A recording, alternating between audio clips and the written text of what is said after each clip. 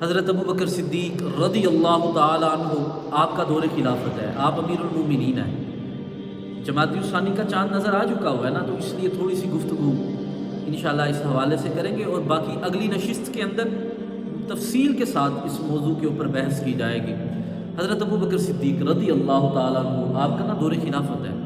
حضرت عمر فاروق رضی اللہ تعالیٰ عنہ آپ اور آپ کے بیٹے کی نا کسی موضوع کے اوپر بحث ہو گئی۔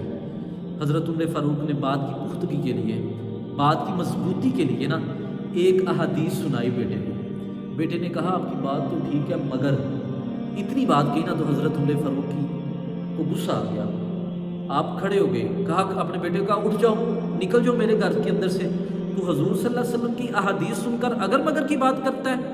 فرمایا جو میرے نبی کی احادیث کو حرف بہ حرف نہ مانے وہ میرے گھر کی چھت کے اندر رہ ہی نہیں سکتا، نکل جاؤ میرے گھر سے۔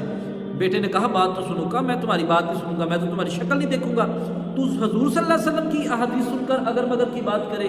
بیٹا نکل گیا، 2-3 دن گھر سے باہر رہا، منت سماجت کی، لیکن حضرت عمر فاروق رضی اللہ تعالیٰ عنہ آپ بالکل نہ مانے۔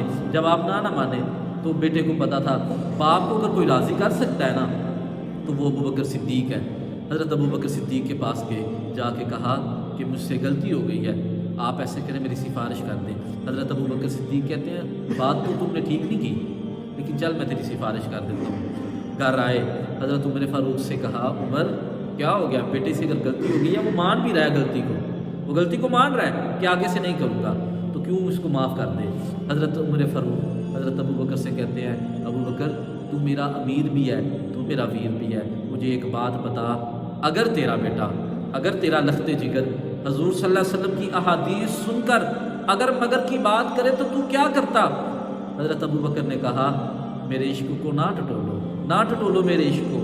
آپ نے کہا نہیں میں آپ کے عشق کو جانتا ہوں، آپ بتائیں آپ کیا کرتے؟